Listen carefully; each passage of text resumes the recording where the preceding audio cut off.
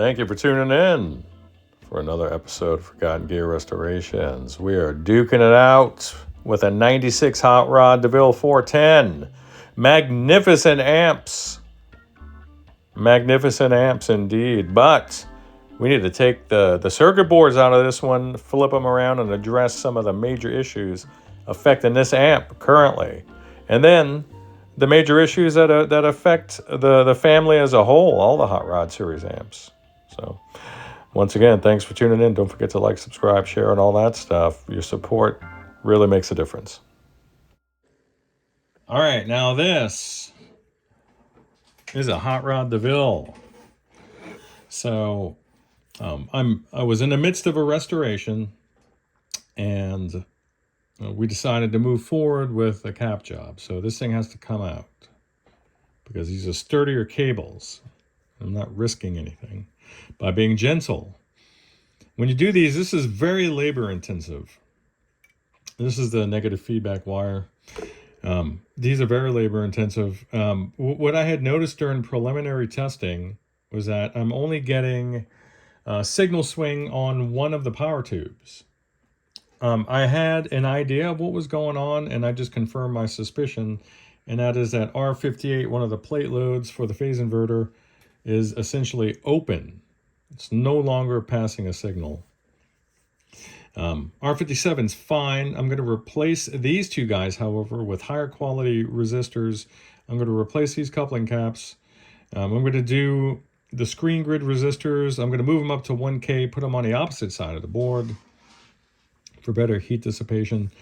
And that should about do it for these daughter boards. Now, let's move over here. And we got quite lucky with the low voltage supply. That's this area here where there's not really any, there's nothing to speak of with respect to burning or scorching. Now I can see a little bit of darkening of the traces. So I'm just going to go ahead and replace these guys because I've got this open. It's just a handful more in parts and labor, and let's just do the right thing. So what is that going to include? That's going to include these two power resistors, which will be located off the board.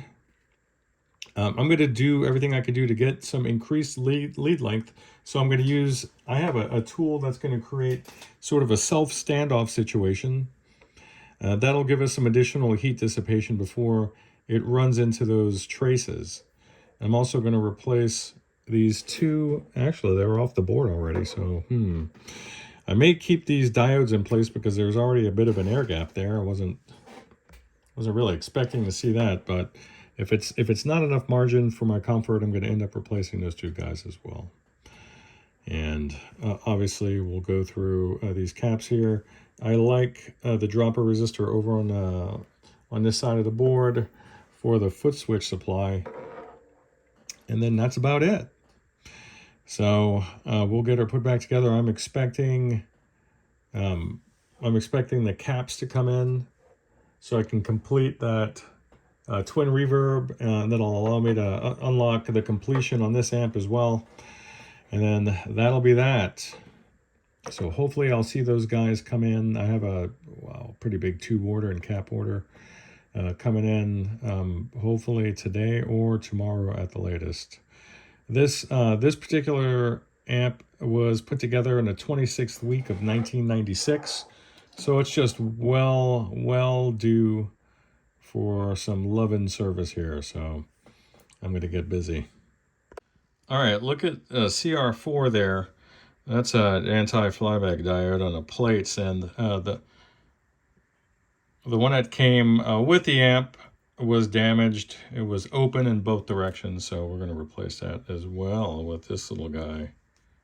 All right, so little IPA wash in the board is flashing off, and I'm done with this little daughter board assembly, the tube PCB, and then we have all the new components there, except for the aforementioned screen grid resistors, which I just showed you here.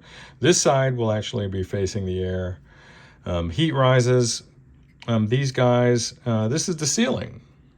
There's actually the ceiling there, so it can get hotter on this side of the board, so it's best just to keep these guys in this one. So, and then I'm not going to have any issues with those plate load resistors for the phase inverter, or any potential for shorting of the phase inverter coupling caps. Those are 630 volt parts that come from the factory, and they're fine, but since I'm in here, just get them out the way. All right, look at that low voltage supply. Look at that beautiful, beautiful array of air gaps. Look at that. You can see the little standoffs that I made with my little crimping tool.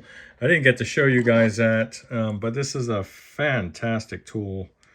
It makes the perfect little standoff crimps. This is a Hacko piece, the model PNR-30. It's made in Italy. It's a beautiful piece. It's actually, I'm so sorry, it's made by CHP, but Hacko proudly sells it on their website. I am not sponsored. I'm just passing along the goodness that is the CHP Crimp-O-Matic 6000. Hey, just waiting on these two guys. And after that, we're in a business. Wait for this RTV to dry. And then that's it. And here's another angle. So sometimes you'll see 330s on there. If you bump it up to 470s, you'll get less heat dissipation there. So take a peek. I always have to straighten everything out, man. I'm just neurotic. And then that's it. So once these guys are in, we'll get everything put back together. Be good as new, actually better.